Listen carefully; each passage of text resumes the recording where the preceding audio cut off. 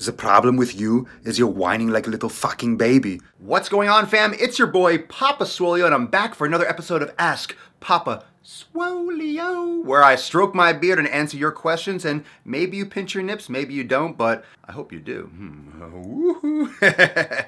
So if you want your question answered on one of these episodes, just drop your question in the comments below with the hashtag AskPapaSwoleo, and remember to vote up other people's questions and engage in the comments, and I will answer your question possibly on the next episode of APS. So let's get into some of the top questions on the last episode that I am going to smash out right now.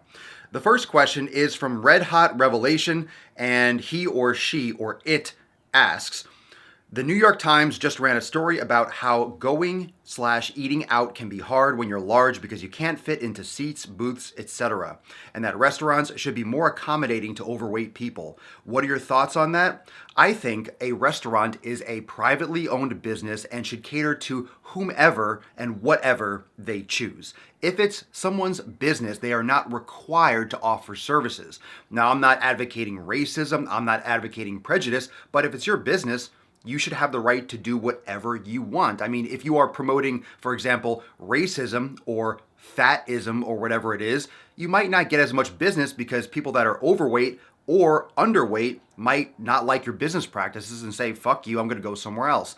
But because you're obese, which is oftentimes, here's where people get super sensitive. Obesity, more often than not, the vast majority of the times, is a result of decisions that someone has made over the course of their life. You as a business owner are not obligated to bend over backwards to accommodate every shape and every size of every person that comes in. Handicapped people, like wheelchair access, that's something completely different because you can have all sorts of disabilities and be in a wheelchair and still get access to with an on-ramp or have special seating or places or an area without a booth per se, so the chair can roll over. But in terms of being obese, I mean, it kind of goes both ways, interestingly enough, because if you're a restaurant, obviously people that are obese eat a lot, so you're going to get more business. But I don't think anyone should bend over backwards because a bigger seat is going to take up more space, and the more seats you have in a restaurant, the more people you can fit, the more money you can make. So it's not really financially viable or a good option to make bigger seats. And if people are getting fatter, then fuck them. Start losing weight. Start exercising. Stop eating so much garbage, and you won't have to worry about whether or not your restaurant has a big chair. Next question is from Sarconic Fitness. What is your favorite compound lift? Also, your beard is goals. Why, thank you. Yes, they're talking about you. Oh, yes, they are. Oh, yes, they are. My favorite compound lift would have to be the deadlift, and I'm going to specify that I do not like calling anything my favorite. I really avoid calling anything my favorite because when you say something is your favorite exercise, my favorite body part, what you start to do subconsciously is you start to bias your training, you start to bias what you do towards that area, and that can lead to imbalances, that can lead to not focusing on what you should be focusing from a logical standpoint. So if I had to pick one lift, people ask all the time, if you had to do one thing for the rest of your life, what would you do?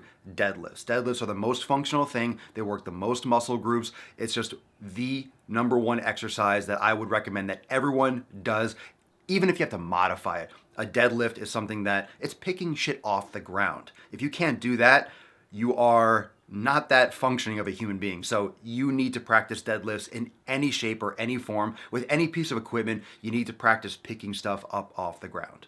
Next question is from QJM. How do you really know if you have good genetics for building muscle? If you lift weights and you eat properly and you're building muscle, and I mean, what do you mean by good genetics? You mean just by building muscle, period, or by having aesthetics and shape? Because genetics play a large role in how fast someone's going to put on muscle. It's going to have a large role in, that's what she said, it's going to have a large role in like the shape and the insertion points of the muscle. So some people might look more bulky if they have larger muscle bellies. You'll notice some people have really thick looking biceps that insert and have really short like musculotendinous junctions where the muscles just full to the end right from the shoulder all the way to the elbow. And some people have really short, tiny biceps that when they flex, it kind of balls up into a little tiny point. So those types of things you can't always work around. You can't always bias your training towards a specific exercise and fix that. A lot of that is genetic. It's how you're born, which is why people have different limb lengths, people have different arm lengths, people have different noses, different beards, different hair. So we're all different fundamentally, and we're still learning how that plays out. But it's really hard to normalize for genetics because not everyone, you're not going to have two people with completely different genetics that are training exactly the same way. But you'll know by putting in the fucking effort. And if your priority is to optimize your health, it doesn't matter if you have good genetics for lifting or building muscle or not. You need to eat and train and be fit for you as a person, whatever your genetics are. Cat VD. Don't mean this in any negative way, but have you ever tried steroids or considered it? I've absolutely considered it, and I'm actually still considering it moving forward. I'm 35, I'm gonna be 36 this year. And I'm definitely open to testosterone replacement, living more vibrantly, and having a better quality of life as I get older. And as science and technology improves, we're learning more and more what are proper dosages, how people react to this, what is optimal to for anti-aging. Anti-aging is an amazing field, and I'm very big on that, reversing the aging process. But more often than not, or more importantly, staying healthy, but also being physically active and able to do the things I want to do physically. So I haven't tried them, but I am very, very open to doing some type of replacement, but not to get like freaking yoked and jacked and be on stage. Most people underestimate how much anabolics and how many different compounds that these pros take, whether you're, IFBB pros and everything of the like. It's not just one compound, they're taking multiple, several, and sometimes 10 to 20 different types of compounds to compete at that high level. So it's not just, hey, I'm gonna take testosterone, I'm gonna be massive. It depends on what you're comparing to and what your idea of what someone that takes steroids are or is. A lot of people think that you have to be massive to take steroids, and a lot of people at your local gym are likely taking, and they might not even look like it. So we assume that oftentimes as a society, we assume that for someone to be absolutely huge, that means they're taking steroids. But you can be taking all different types of steroids. Some get you stronger without putting on so much bulk. Some get you leaner. Some, help with performance without putting on extra weight. All those different types of things. It's not just bulking in size. Next question is from Fight the Fat. Non-surgical ways to tighten loose skin after major weight loss. That's usually something cosmetic for a surgeon. You'll have to refer to a medical professional. From what I've heard anecdotally, if you are in the process of losing it and you're training maybe with like extra high reps, I've heard some people say that was more beneficial when they were losing weight in the process of it. But if you had massive weight loss and you just have all this extra skin afterwards, I don't know if there's any way that you can just shrink that up without doing any other type of cosmetic surgery, because the skin is an organ and will extend and create more cells and stretch to gain circumference around whether it's muscle growth or fat subcutaneously. So the skin will adapt to get around it, and that's why sometimes you have stretch marks. I have stretch marks, most people do, from either when you're going through puberty and girls, their breasts grow really fast, or guys, if you're bulking too fast and you build your biceps up or your thighs, or if you're just gaining weight and body fat and the skin doesn't have enough time to adapt and to grow around it, you'll get those little marks and those little stretch areas where the skin, the elastin, didn't have enough time or wasn't able to add enough in the time frame in which you gained weight. So massive, dramatic weight loss, after the fact, usually it's surgery, from all my experience and from hearing it from clients, from members, and from people in my community. But if anyone else has any additional input on that, you could drop that in the comments below. Good question though. Sneaky Turbo 1234. Here's a question for your next Q&A. Why don't you have a dryer going? That's a great question. I actually do have tons of construction going on outside because they're bulldozing the shit out of the golf course back there. So if you hear that, I apologize. It's fucking annoying as shit. 03298 KJ blah blah blah. You didn't even pick a screen name. Papa Swole, your hair is amazing. Thank you. What do you use to combat frizz? I don't use a damn thing to combat anything. I just have amazing hair genetics. Thanks, Mom. But I just use whatever natural organic thing my my girlfriend buys. She's a professional makeup artist and she does all that stuff. So, whether it's like natural herbal essences or some other type of like higher end brand that I don't know, I just use shampoo, conditioner, but also what people don't talk about enough when it comes to hair, skin, nails is quality of nutrition, diet, sleep. I do sauna regularly. I eat a very high fat diet. I only eat 100% grass-fed beef. I eat head to tail, so I eat organ meats, liver, beef heart, stuff like that. I do lots of bone broth, which is great for hair, skin, and nails. So, diet is where this stuff comes from. Diet, the inside is what will make the outside look better. Skin quality, hair, skin, nails, all of that. Life with Mandy. I am really curious to know if you are of Scandinavian descent. Does anyone know? He reminds me of a Viking. Does anyone know? Does anyone have any secrets? I actually have an ancestry kit that I have not yet sent in yet, but I will. I do know I have Irish. I do know I think it's like Hungarian. This is what I'm aware of, but that might prove otherwise. And Russian. So I'm likely some kind of like spackling of like Northern European stuff like that, which makes sense because I look Irish, Russian, German. I have all those different qualities. So thank you for asking and your curiosity. Cool Boy Joe, what are your squat, deadlift, and bench press PRs? I have no fucking idea. You mean ever or now? I have not done a PR in any of those in years. So I don't track that. That's not important to me. And strength is important as you get older, and strength is important for natural lifters, but it's just not important to me to keep on pushing those limits, and I don't care. I really don't give a shit. People ask me all the time, what's your body fat percentage?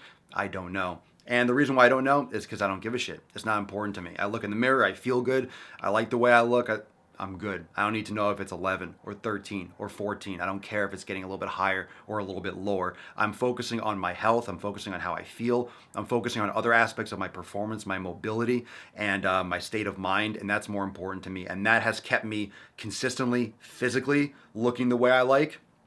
So I focus on the most important things that are going to get the most domino effect results, like aesthetics, as a result of focusing on my health. But I've deadlifted over 500 before, I've squatted over 400 before, and bench press I've done over 315, but this is like years ago. I don't bench that much anymore. I don't go super heavy because I train alone, so I don't do a lot of spots and stuff like that, but I'll do hundreds on the incline and stuff like that.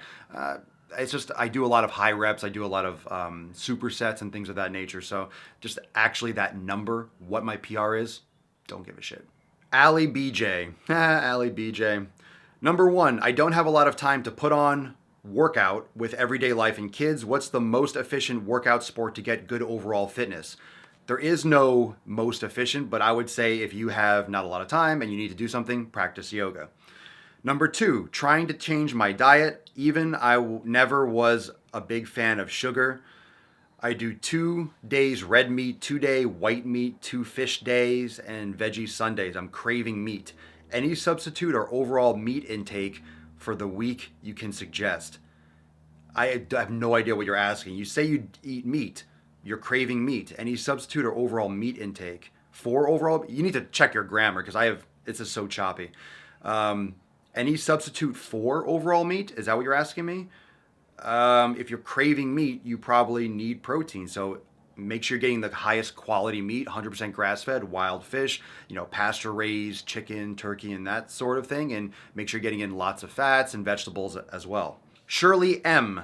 How long is a realistic time frame to train for a first pull-up? Really depends on your starting point. Really depends on what you can do now. Really depends on your experience. But it's more important how you approach doing your first pull-up. Most women, most people in general, get those bands, they're doing assisted pull-ups, or they're using that machine at the gym that has that kneeling pad, and those are absolutely fucking terrible to train for your first pull-up. So I have content on my Instagram, and I do this for Swolenormous X members. We just did a masterclass recently on how to do your first pull-up. But things like, you can use a TRX too, but things like inverted rows with negatives, focusing on the eccentric portion of the repetition, and also doing that for pull-ups, using a chair or having someone spot you, but doing an isometric hold at the top for 3, 5, 7 seconds, and then lowering as slow as you can. So my recommendation is to do the isometric holds and the slow eccentric all the way down to a dead hang, really slow. Do it for 3 to 5 seconds or whatever you can handle in terms of the eccentric. And usually once you can do a couple eccentric contractions, negatives for pull-ups, in succession for about 9 to 11 seconds, you can probably do your first pull-up by that point. And that's a little bit of a hack to do your full pull-up because the same muscles on the way down are working on the way up, but the eccentric contraction is the strongest type of contraction for a muscle. So you train that in order to train the same muscles that will help you on the concentric, the upward portion of the pull-up. Jessica John 92. Can I wash your hair? I think it would be fun. I don't think it would be fun. I think it would be fucking creepy. But if you happen to be a hairdresser and I happen to walk into your studio for a haircut and you are there and you wash my hair, there you go. Works for me. Jared Rumsey, what's your opinion of energy drinks? More specifically, Bang Energy, since it's getting a ton of hype. They're definitely marketing a lot, and they're marketing with hot chicks, just like Women's Best, just like Gymshark, just like any of these other brands that just pump out materials and, hire these hot chicks to walk around and be like, bang, bang, bang. Anything that's artificially flavored like that, I don't care what the fuck it says. It comes in this bullshit can. It's carbonated, fruity, all this like blue lightning fucking jizz flavored stuff. Garbage. All this blue electric, sour, whatever the hell flavors, I've seen all these different kinds. It's trash. It's garbage. It's just another fucking thing. It's like soda. It's like soda. You do not need it. You do not need it. It's marketing. It's marketing. It's marketing. It's marketing. Fuck that shit. Lush Papaya. I need to lose a shit ton of weight. I've lost 80 pounds on keto without exercise, but I am stalling at the moment. What can I do to get a fitness routine started? To start.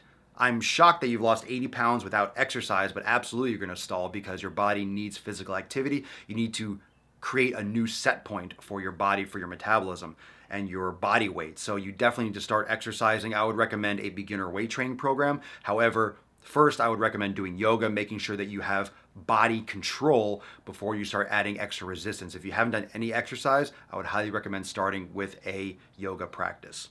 That was an amazing session. Thank you so much, everyone, for dropping your questions for Papa Swolio. I love it. Remember, if you have a question, just use the hashtag AskPapaSwolio, drop it in the comments below, and I will answer as many as I possibly can, and we'll keep on banging out these episodes. So thank you so much for joining Papa Swolio for this episode. Peace out, ya booshes. I'll see you next time. Later. Click the link, motherfucker! Click the link! Click the link! Watch another video, like and subscribe. I know you want to. You know you want to. Come on, everyone knows you want to. You love Papa Swolio. You love the man bun. You love the sick fucking gains. You love it. Oh, oh, oh. You love it. Oh, oh, oh, oh, oh, oh.